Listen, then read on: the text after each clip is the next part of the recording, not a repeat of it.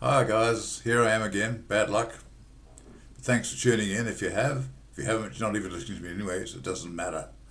Okay, today I want to talk about something that upsets a lot of people. Not me.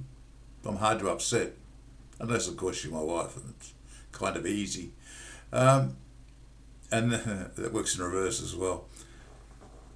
I'd like to talk about this gay community. Now, I've been on AI to find out what it's all about because I read about it and I've never really totally understood it. So I've got this little piece of paper here, which you'll see in a minute. There you go. And it's got all the stuff about it. So it says the correct order is LGBTQ plus. There you go. What does it stand for? L, lesbian. Well, we all know that. Gay. G is for gay. B is for bisexual. T is for transgender. Q is for queer or questioning. I mean, somebody doesn't know what the hell they're doing. Plus is for all the other people out there who are into other weird sort of things. I don't know. Either way, it doesn't matter. The thing I want to talk about is transgenders, particularly people who allow themselves to be physically altered or butchered, depending on which you want to say, up to you. But it concerns me a little bit, particularly when they're playing in sport. You've got this great big butch woman with a rugby ball under her arm, up against young women. It's kind of scary, I guess, and shouldn't happen. It shouldn't be allowed to happen. Sharing change rooms, yeah, that makes no difference. They'll look the same anyway, pretty much, probably apart from the hairy back. I'm guessing here, I don't really know. But the part that does annoy me is the fact that you have to call them what they identify as. If they're a gay person and they dress up like a woman, then they identify as a woman, then they are a woman. Okay? If they're a transgender and they've done the whole thing, they are a woman if they identify as a woman. If they identify as a lounge room chair, they're a bloody lounge room chair.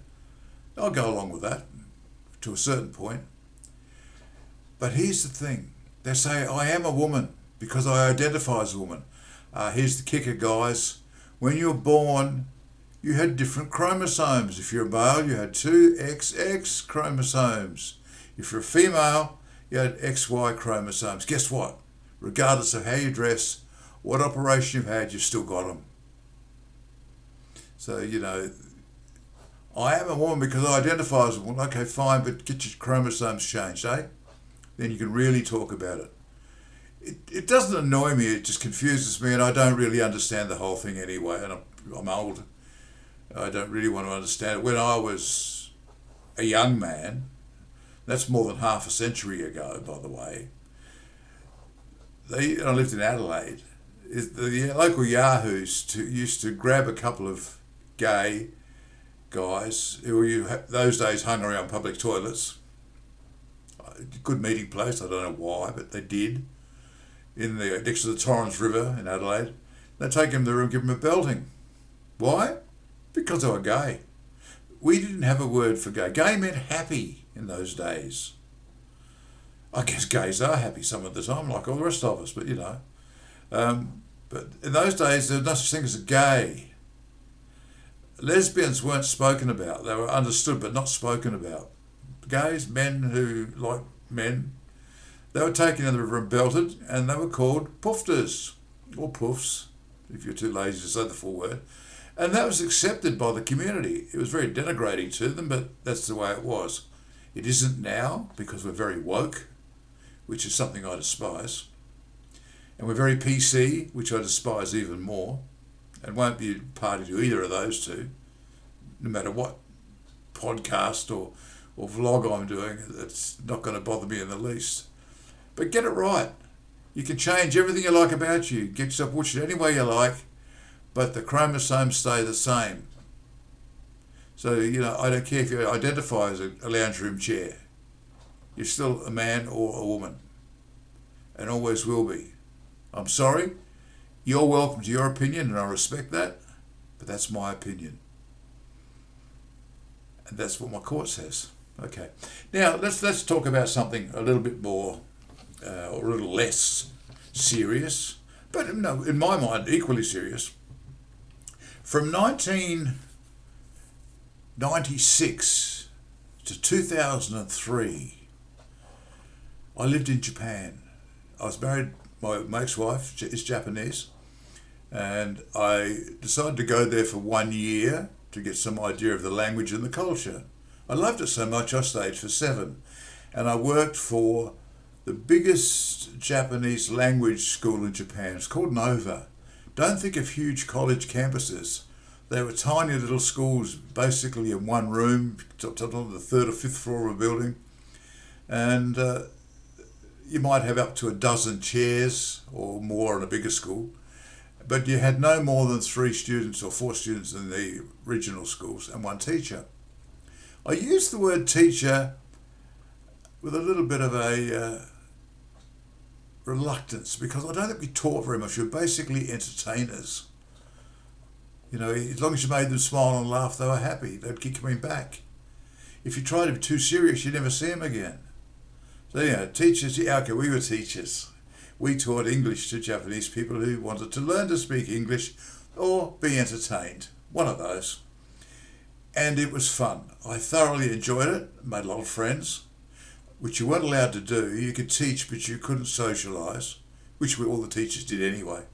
Several of them even got married, That's fine. Now, I'm going to tell you a couple of small stories about teaching English in Japan, should you decide to do it. Now, you can't go to Nova anymore. About a year after I left, I found out that Nova was actually owned by a Yakuza company, or several Yakuza gangs, basically, and they had a falling out, and money was stolen, and the company went bankrupt, and there were 4,000 teachers roaming around Japan with nowhere to live and no money to get home. Fortunately, Qantas came to the party and flew them home for free in the end, and that was the end of that school. But there are many other schools. The money's good. In those days, we were getting about, equal to Australian dollars, about $1,000 a week. Tax was only 20%. Hearing that, Mr. Albanese? 20%. This is good. And it was a good job. It was very hard work. You taught 8 classes a day. Each class lasted for 40 minutes. And you had 10 minutes in between lessons to mark the files of the 3 students you've just taught and plan a new lesson for them. And that was all done around a big table in the teacher's room, which was also used as a dining room for teachers who were having a break or just arrived early for work. It was interesting. So I solved that. I was the senior teacher in my school. I'd been there for a number of years. And I'm a bit of a bully with other teachers, nobody else. Only because I want to get my own way. I'm selfish. That's fair enough. But if I came to the table and I'm in a hurry and I've got to do these files, and some idiot has left their lunch, their phone or whatever on the table, I just pulled the rubbish tin over and swept the whole lot into there, and they learned very quickly, don't leave shit on the table. It was an easy lesson. The easiest lesson I taught, I think. Anyway, here are a couple of things that happened. I made a couple of notes so I don't forget. Day 1. Now, what happened on day 1?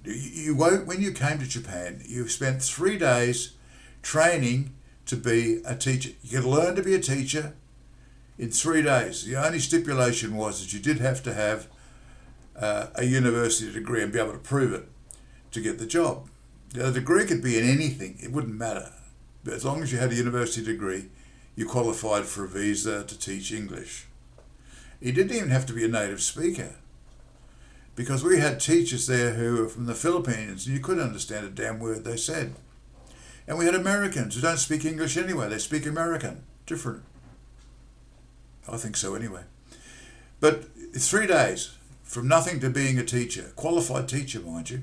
Anyway, so I had to travel to work every morning. I was living at my father-in-law's house, which was about a 30-minute train ride out of the middle of Osaka.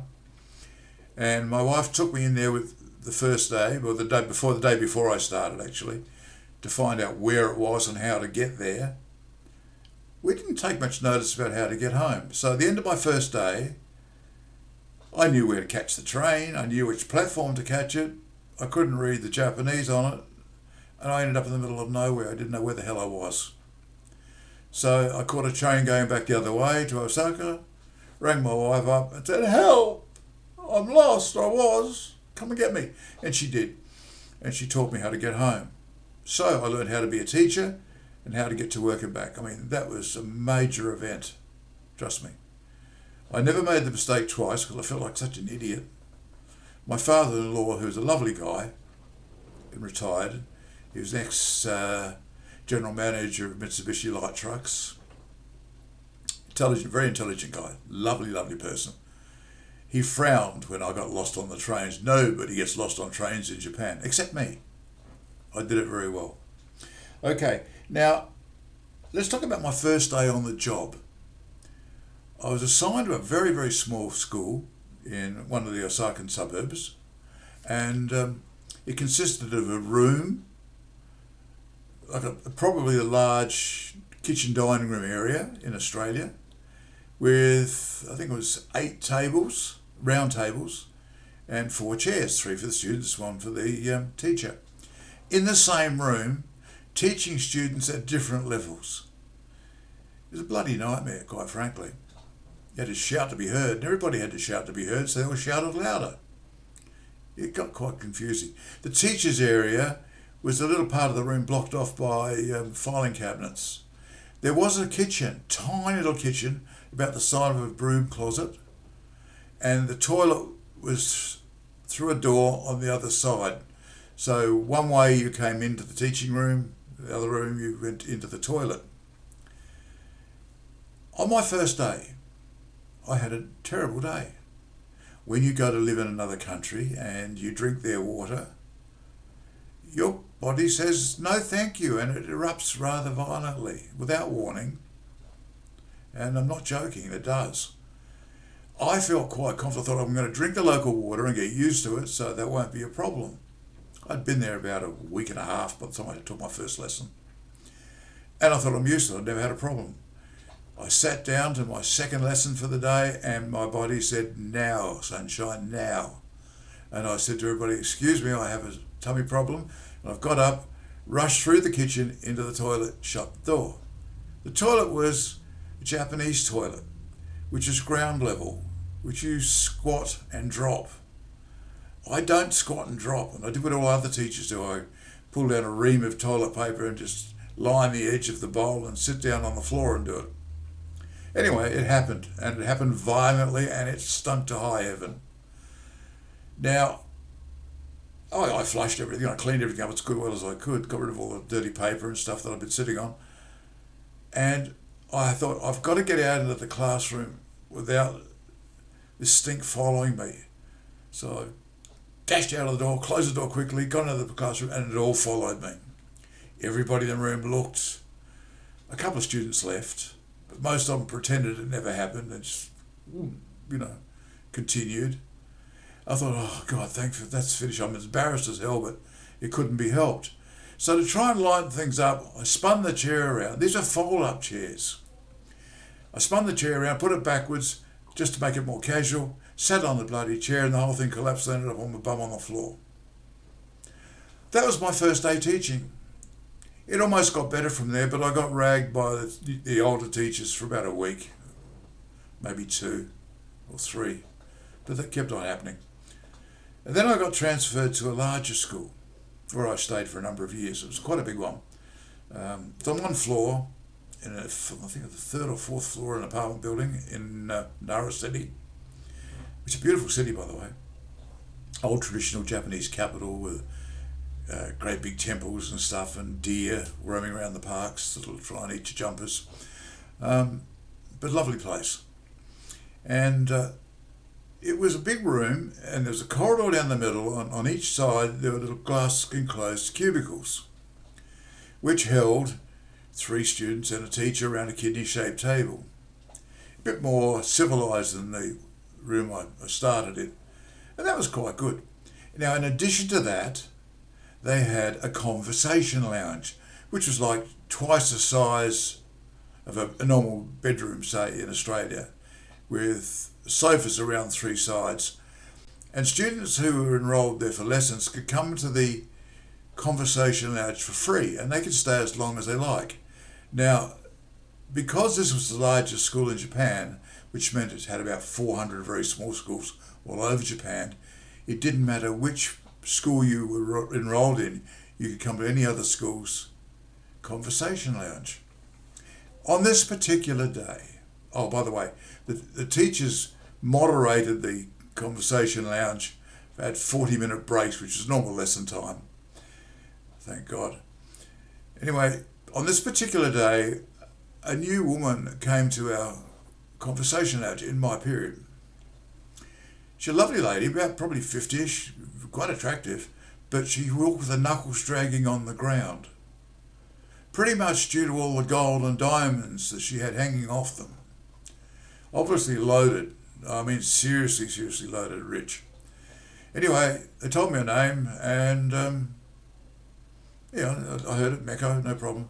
And I was trying to be a nice teacher, and I involved her in her English was quite good. I involved her in lots of conversations, and I kept referring to her by name, Meko. She was getting darker and darker and darker. I was feeling really uncomfortable. I don't know what's going on here. And the bell rang after 40 minutes. I escaped. I thought, what the hell happened? I was followed out by another regular student who said, do you know what happened in your class? And I said, no, what happened? Lady came in, I was trying to be nice. She got really angry with me. And she said, yes, what's her name? I said, Meko. She said, no, it's not. I said, what is her name? She said, Mieko. I said, well, what is Meko? She said, vagina. I'd been calling this bloody student the C word for 40 minutes. No wonder she was dark. Anyway, I also found out she was the wife of the chief Yakuza in Nara. Think about this. Yakuza are not nice people. Actually, they are. I bet if you're foreigner, they're nice people. And that's why she had all the jewelry. Her old man owned half the town. So I thought, well, my head's going to roll, literally. So I waited for her to come out of the class, the lounge, and I pulled her aside and I apologised profusely and explained my situation. New to the country, not familiar with Japanese names, made the mistake. I'm so sorry. And she burst out laughing and she said, we all knew that, and that's why we kept a straight face. The minute I stepped out of the conversation, they all burst into laughter. And they had a whiteboard behind where the teachers used to sit when they were moderating. And whenever I went into a lesson for the next 2 years, if I have a new student come in the room, somebody would get up and write their name on the whiteboard so I wouldn't get it confused. 2 years they razz me. They don't forget, trust me. Anyway, about this lady, Miyako, she actually ran away from Japan with another teacher whose name was also Bruce, but he's from Canada, fortunately. I dare say they had a very nice time together until they became headless. Such is life. Interesting, isn't it? Okay, I'll tell you a couple of stories while I was over there. It's interesting when you live in a different country and you don't know the language properly, you can make some terrible mistakes. And the customs can also confuse you. This happened about, 6 or 7 months into my stay. I was having lunch in a Japanese-owned Italian restaurant with a Scottish teacher. And it was a nice little lunch. We had a cup of coffee when we finished. We had an hour break, so we decided to have a second cup of coffee. And I was trying to practice my Japanese, so I called the lady over and I ordered another coffee. Her eyes got as big as bigger saucers. They were, And then she walked off and she said, okay, and she's gone into the kitchen. The kitchen's burst out laughing. And I said, what's going on? My mate said, do you know what you said? I said, yeah, I ordered more coffee in Japanese. Ordering more coffee is koi mo ippai o kudasai. Ippai means please fill my cup. Okay? Not me. I ordered koi mo oppai o kudasai. Ippai, oppai. Ippai, fill my cup. Oppai, slang word for tits, breasts. So I asked her to fill up my coffee cup with tits. And that caused the confusion and the laughter. I never went back for 6 months. I was so embarrassed. It's one of those things, isn't it? But, it's worth it. It's a lot of fun. Okay, what else have I got here? I forgot all these different stories, so I just thought I'd got a few for you. I've done all that. Yeah, what's the last one? Oh, coming home. I hadn't been back to Australia for, 7 years. Not for a holiday or anything. Not because I missed Australia, because I was having too much fun over there. But the time had come, I was homesick, and we had a house in Cairns. Hadn't been lived in, we'd rented it out for 5 years, but hadn't been lived in for the last 2 years. So when we got home, we'd arranged for some cleaners to go in for a couple of days to clean the house properly before we moved back in, and we were going to stay in a motel. So we flew back, and I got off the plane, and suddenly I got very short of breath. I don't know what's wrong. It was late in the afternoon. Nothing was open. It was a weekend, Sunday. And so I went to the motel, and I didn't lay down because I knew if I laid down, I'm going to be in a lot of trouble. I sat up all night. Next morning I went to the doctors. I said, look, I've got a problem. I can't catch my breath. He did a couple of tests. He said, just wait outside. It won't be long. And about less than 5 minutes later, a bloody ambulance pulled up. I'm in the middle of a heart attack. No pain, no nothing, just shortness of breath. So they took me into the hospital, and they did an angiogram and all that sort of stuff. No major damage, don't need stents. And it could happen again any time. So I'm on a whole lot of drugs to make sure it doesn't. Interestingly enough, the drug that I have to take every day is aspirin. 100 milligrams a day, which is a low dose. If you buy aspirin for a headache, it's a 300 milligram tablet. Mine are all 100 mil. But I take them every day. It's a blood thinner. It prevents heart attacks, and it's worked so far. And that's been more than 20 odd years ago. 22 years ago to be precise. And so that's just one of a whole bunch of tablets left to take. Now I rattle when I walk, I take so many. But here's the thing, these things are blood thinners. So if you touch me, I bruise. My name's Bruce, I don't bruise, I bruise. And if I cut myself, just a scratch, it'll bleed for half an hour because the blood's so thin. So upsides and downsides to pretty much everything. So coming home from Japan, I finished my tour with a heart attack. Wasn't with the excitement of coming home, I don't think. I think it was the sadness of leaving Japan. I got off the plane complete with shortness of breath and just wanted to get back on it again and go back to Japan to live. And I'd go back tomorrow. But it's one of those things, if you live in a country for a short time even, and you come home and you go back, it's never going to be the same. Because you've had that first experience. Yeah, and it just doesn't work. And here's the other thing. If you live in another country away from your usual habitat, you're leaving your group of friends behind. And when you come back after a few years, your life experiences, which change dramatically if you live in another country with a different culture, and their life experiences are different. So you never have that closeness again. It's just not there. You basically got to cut the tie and find a new group of friends, which is not easy at any time. So that's one of the downsides. I had a really tight-knit group of ratbag mates when I left to go to Japan, and when I came back it was all different. So there we go, guys. That's it. That's all I got to say for the day, and I hope you enjoyed it. Don't get too rough at me about the gay thing. Write to me about it. Tell me what you think. If you want to be rude and nasty, well, that's up to you. It's your choice. But say what you got to say. Do what you got to do. See you next time.